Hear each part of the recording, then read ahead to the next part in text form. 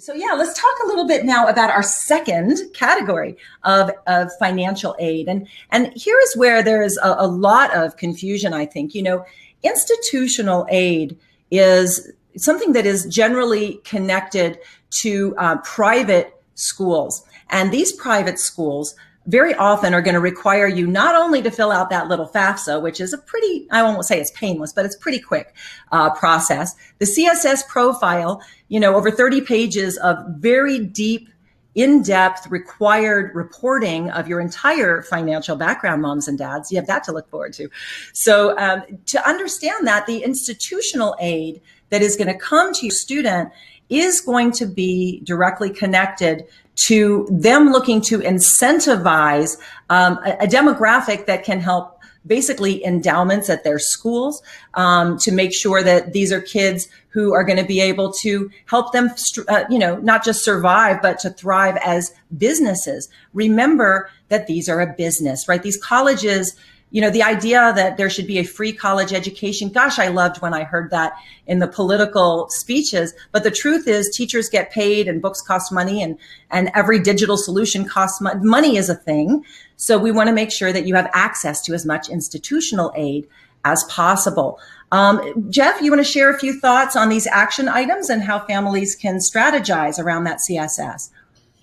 Yeah, I think it is important. It is important to warn families, I think, Pamela, about the CSS, because you're right. While the FAFSA is relatively painless, the CSS is a much more of a deep dive. And if your FAFSA is the questionnaire that you fill out while you're sitting in the doctor's office that asks generally about your health, the CSS profile is the physical.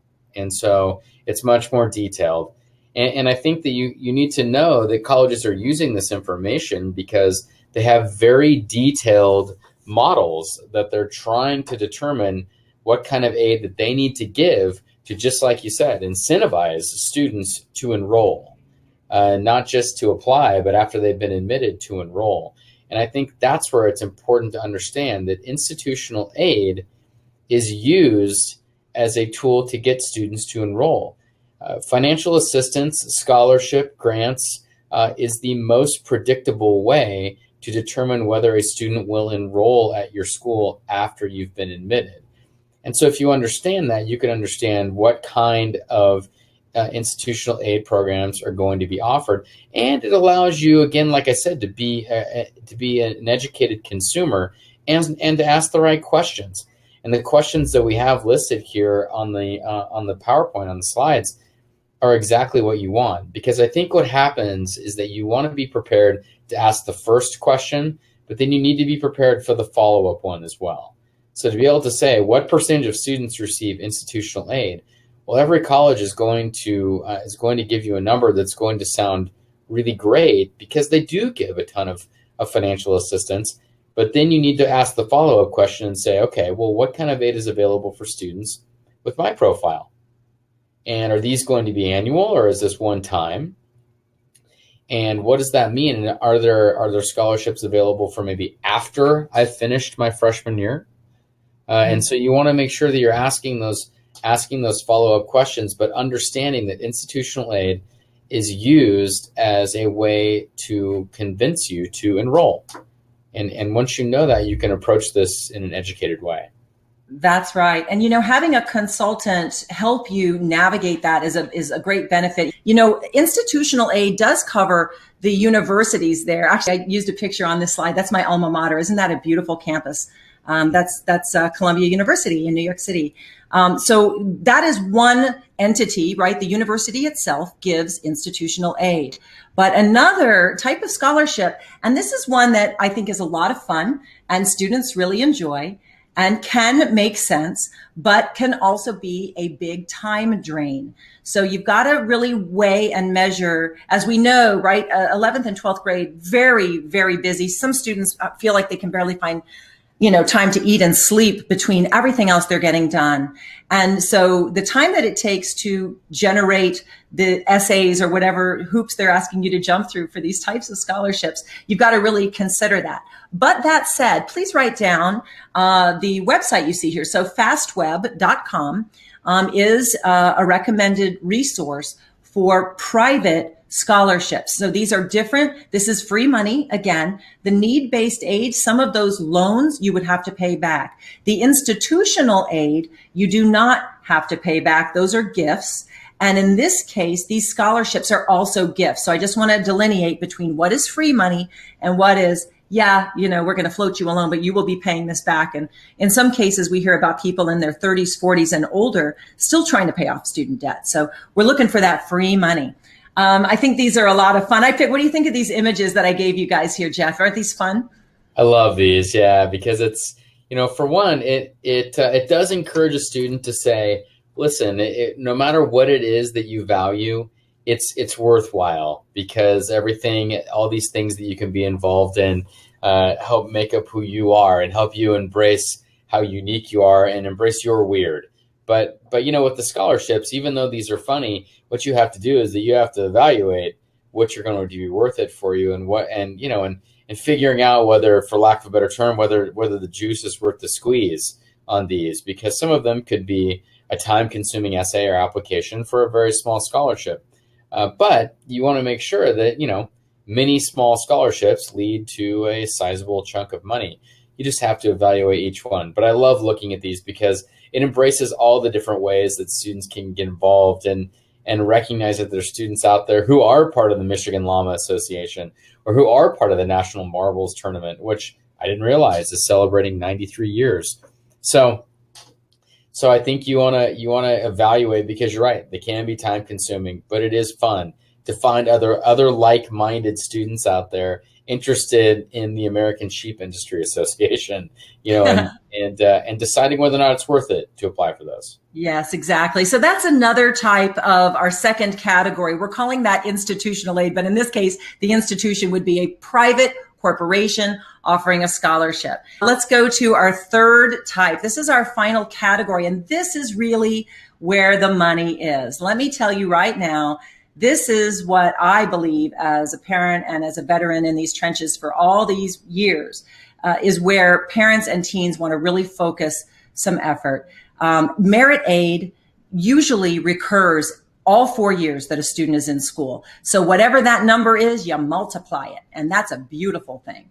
So, right. When you think about that, the merit aid is connected to exactly what we say to our sons and daughters the whole time they're growing up. Honey, how's the report card looking? Did you get good grades? The grades are not just there to make us feel good or for us to say good job and here's a quarter for every A. Those grades actually translate along with the rest of the transcript, along with the SAT or ACT exam scores. The things that we're going to be talking about in the rest of this webinar, there's more detail, but this is the broad strokes. Those things combined equal, in many cases, tens of thousands of dollars in merit aid. We have had students go on a full ride to major universities, pre-med, pre-law. We have had students go with, tens of thousands, 40,000 is not uncommon, 10,000 a year for 4 years. So when you think about that and you say, well, gosh, SAT preparation, I might have to spend, a few $100s on that. If you're going to spend a few $100s to get something that is going to give your student tens of thousands back, I dare say that is a bet that we would all take every day of the week. So talk to us a little bit, Jeff, about course rigor. I know that, your background on the other side of the desk when you were working, I guess, at Pepperdine University, and now on the high school side. I love that you're participating with us because you really have both perspectives. When you think about transcripts, can you talk a little bit about the Advanced Placement Program, which is that AP program, and the International Baccalaureate Program, and how that course rigor impacts the admissions? Sure. Yeah. I think so often we are tempted to boil down a student to just a couple of different numbers, GPA and test scores. And for one, I think we feel like we do that because we feel safe and we understand what that frame of reference is.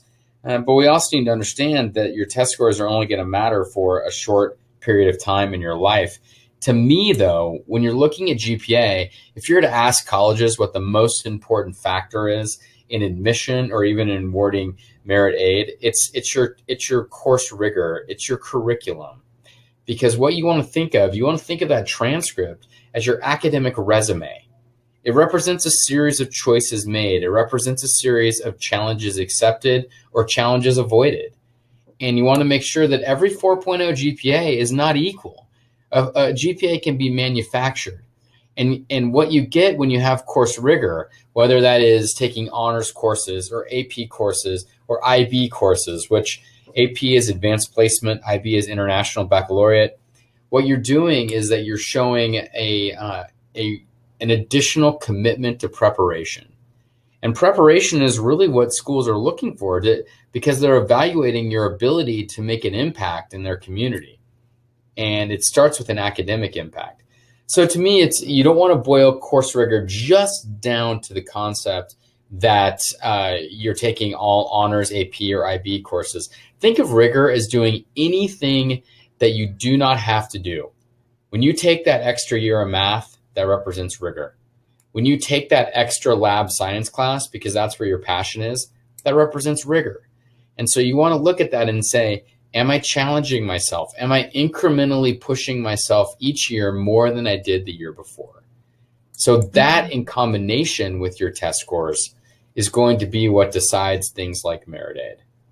Yes. And, it is important to note that advocating with your own guidance counselors is absolutely appropriate on the high school level.